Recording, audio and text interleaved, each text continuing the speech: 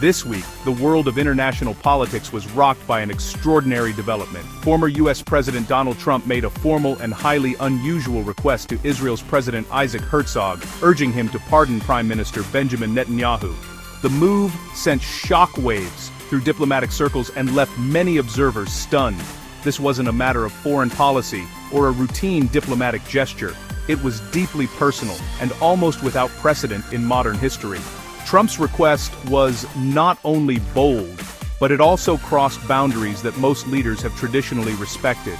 Known for his willingness to break with diplomatic norms, Trump took the extraordinary step of intervening directly in the legal affairs of another country. He asked Herzog to use his presidential authority to halt Netanyahu's ongoing corruption trial, a case that has gripped Israel for years. Netanyahu, who holds the record as Israel's longest-serving prime minister, is currently facing a series of serious corruption charges. These allegations threaten not only his political future, but also the stability of Israel's government.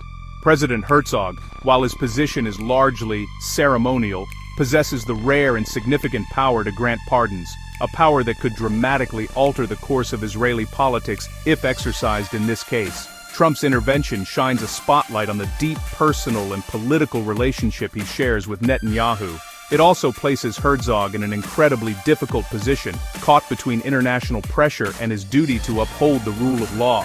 It's extremely rare for a former leader of one nation to publicly pressure the president of another country, especially over the legal troubles of a sitting head of government.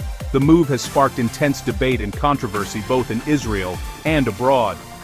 Trump's request comes at a time when Israel is already facing immense challenges, including ongoing war, regional instability, and heightened security concerns. The timing of this plea only adds to the sensitivity and complexity of the situation. Netanyahu's trial has been a source of deep division within Israeli society for years, fueling political chaos, mass protests, and heated debates about the future of the country's democracy. Trump's intervention raises profound questions about the nature of justice, the limits of political loyalty, and the boundaries of influence that world leaders should or shouldn't cross. Why would Trump take such a dramatic risk, inserting himself into another nation's legal process? Is it about personal loyalty, political calculation, or something more? What are the implications for Israel's legal system and its democratic institutions if a pardon is granted under such pressure? Could this set a precedent for future political interventions? And how will President Herzog navigate this extraordinary situation? His response could shape not only his own legacy, but also the future of Israeli democracy. This story is about far more than a single letter or a political favor. It's about the collision of law, politics, and personal alliances on the global stage, and the far-reaching consequences that can result. As the world watches, let's break down what's truly at stake in this unprecedented moment for Israel, the United States, and the future of international diplomacy. Trump's request wasn't a tweet or a casual remark. It was a carefully crafted formal letter sent directly to Israeli President Isaac Herzog. The letter, printed on official stationery and signed in Trump's unmistakable style, carried the weight of a former U.S. president intervening in a foreign nation's legal affairs. The contents of the letter were made public soon after, sparking a media frenzy and intense debate both in Israel and abroad. In the letter, Trump described Netanyahu's ongoing trial as political persecution, a phrase that mirrors the rhetoric he's used to describe his own legal troubles in the United States. He drew a direct parallel between their situations, framing both as victims of what he calls politically motivated prosecutions. Trump didn't stop at criticism. He urged President Herzog to issue a full pardon for Netanyahu. He argued that such a move would not only bring unity to a deeply divided Israel, but also put an end to what he labeled as lawfare, the use of legal systems for political ends. In his letter, Trump went on to praise Netanyahu, calling him indispensable to Israel's security, especially during a time of heightened conflict and uncertainty. He emphasized Netanyahu's experience and leadership as crucial assets for the nation. Trump warned that ongoing legal distractions could undermine Israel's stability at a critical moment. He insisted that Netanyahu's leadership is not only valuable but irreplaceable, and that removing him would create a dangerous power vacuum. This wasn't Trump's first public intervention. Just weeks earlier, he had raised the issue in a high-profile speech to Israel's parliament, the Knesset, making his support for Netanyahu clear to both lawmakers and the public.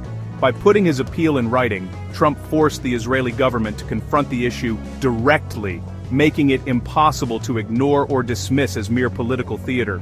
The move is classic Trump, direct, disruptive, and designed to command attention. It's a bold play that shakes up the usual diplomatic protocols. But it's also a test of how far personal alliances and political friendships can stretch the boundaries of international diplomacy, raising questions about the influence of foreign leaders on domestic affairs. As the world watches closely, Israel now faces a pivotal decision, one that could set a precedent for how global leaders interact and intervene in each other's political crises. Netanyahu's legal troubles are at the heart of this drama. He's on trial for bribery, fraud, and breach of trust, serious charges from 3 separate investigations. The prosecution claims Netanyahu abused his power for personal gain, accepting gifts and trading favors for positive media coverage. Netanyahu insists he's innocent, calling the trial a politically motivated witch hunt. The case has polarized Israel, with supporters seeing him as a victim and opponents calling for accountability. The trial is long, complex, and has destabilized Israeli politics. Trump's pardon request lands in the middle of this high-stakes legal and political battle. The outcome could reshape Israel's future. Case 1000 centers on gifts, expensive cigars, champagne, and jewelry, allegedly given to Netanyahu and his wife by wealthy friends. Prosecutors say these weren't just tokens of friendship, but a steady stream of benefits in exchange for political favors. Netanyahu's defense: these were gifts between friends, not bribes. The prosecution argues the gifts created a conflict of interest, blurring the line between personal relationships and public duty.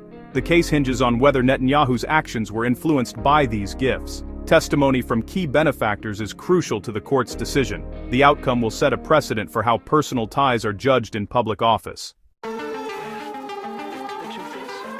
The other cases focus on Netanyahu's alleged attempts to manipulate media coverage. In Case 2000, he's accused of negotiating with a newspaper publisher for better press in exchange for weakening a rival paper. The deal was never finalized, but prosecutors say the intent alone is a breach of trust.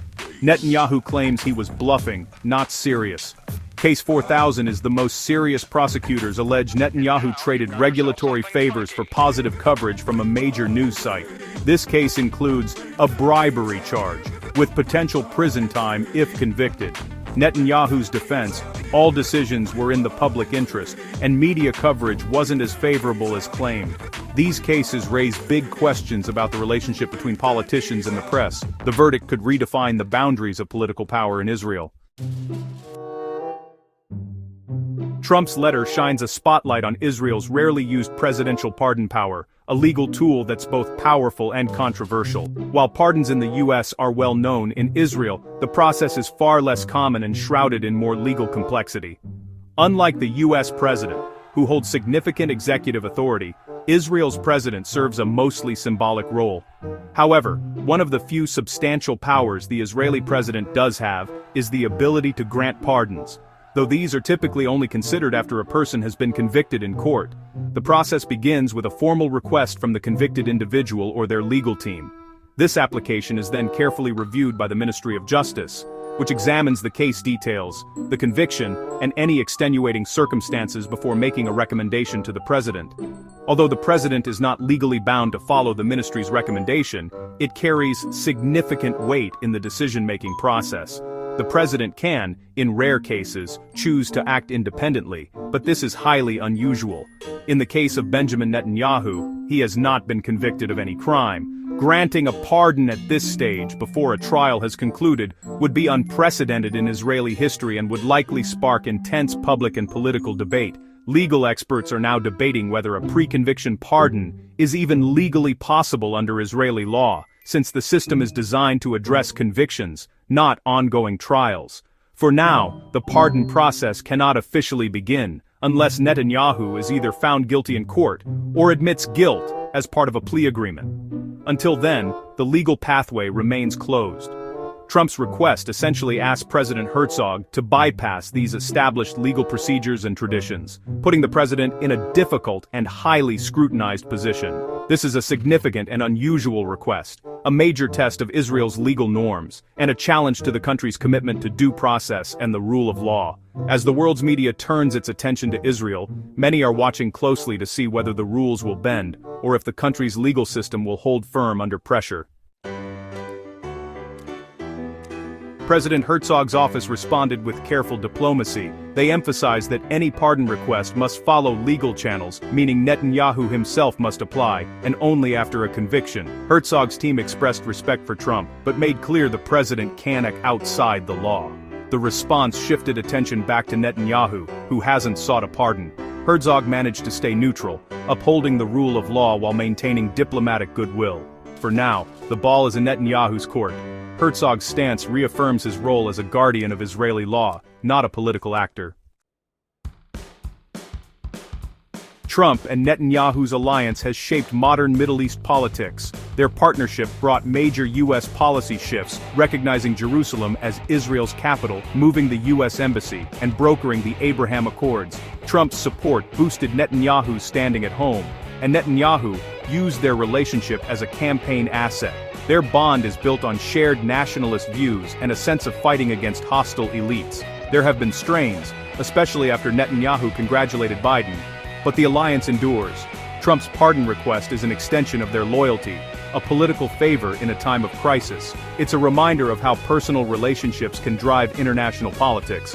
The world is watching to see if this alliance can influence Israel's justice system. So, what's next? In the short term, not much. Netanyahu's trial continues, and a pardon isn't possible unless he's convicted. Trump's letter is a statement of support, not a legal trigger. If Netanyahu is acquitted, the pardon question disappears. If convicted, he'll face a choice: appeal or request a pardon. This story is about loyalty, the rule of law, and the limits of political influence. Critics see Trump's move as inappropriate interference. Supporters see it as solidarity. The final verdict in Netanyahu's trial will be decisive. For now, Israel's legal system moves forward, with the world watching, and a prime minister's fate hanging in the balance. The drama is far from over.